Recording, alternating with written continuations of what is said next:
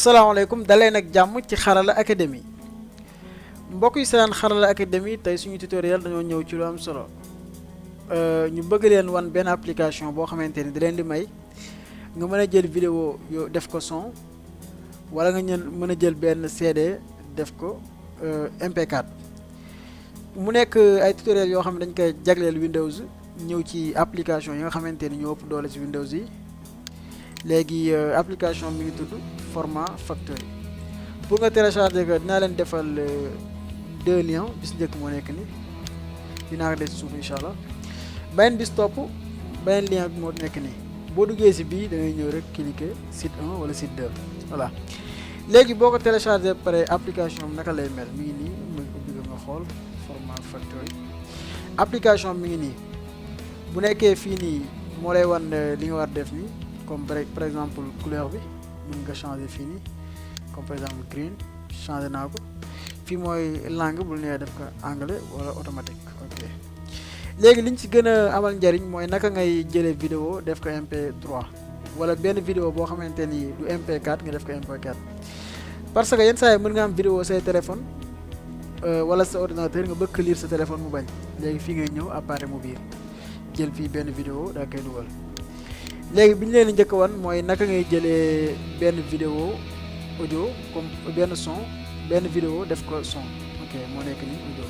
bis kaw moo nekk vidéo moo nekk yëpp ay vidéo léegi ñu jël audio léegi audio ñu jël MP3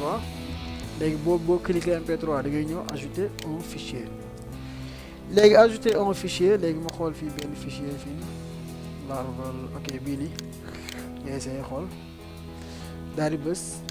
ok léegi bu bësee ok da ngay bës démarrer léegi moo ngi nii démarrer day dem ba 100% léegi bu accès ma daal leen wan ngeen xool léegi mu àgg 100% voilà terminal léegi agsi na fii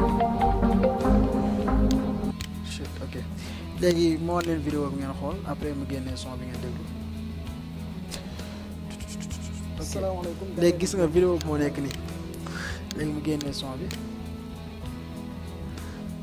salaamaaleykum gis nga son bi moo nekk nii amul benn différence mu nekk benn application boo xamante ni bu am solo la bëggoon nañ si ñëw benn bis nekk bu nekkee da nga am comme ay playlist mu nekk ay son yu bëri wala ay vidéo yu bëri comme tey boo ñëwee fii nii MP3 mën nga ñëw ajouter comme nga ne ajouter un dossier gis nga fii dossier bi yëpp ngay indiloo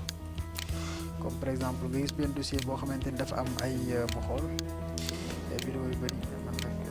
ay vidéo de vidéo public ma am ay vidéo voilà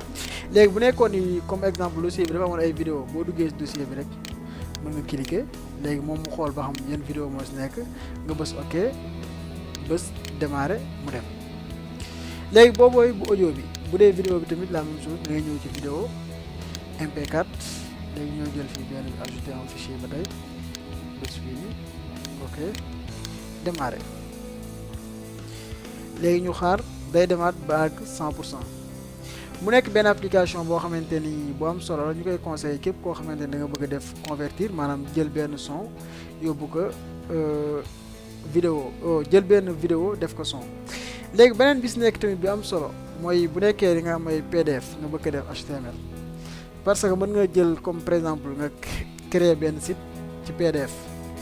léegi boo créer pare nga soxla xam HTML ba xam H1 la H2 paragraphe yooyu mën nga ñëw fii nii PDF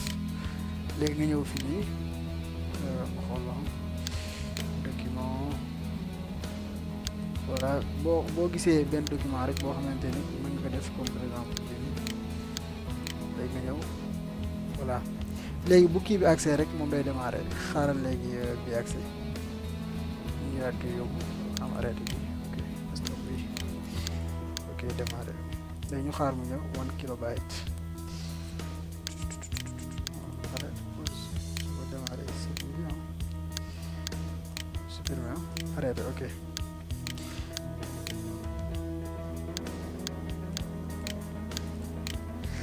ok léegi noonu ngay def rek mu daal di convertir nekk PDF voilà mbokk yi doon seetaan Xarala Academy li moo nekkoon suñu tutoriel bu tey ma yaakaar ni jariñu ngeen si bu baax bu ngeen amee yenn application yu leen jaaxal wala ngeen am application yu ngeen bëgg partager ak ñeneen mën ngeen ko bind ci suuf ba beneen yoon ci beneen tutoriel merci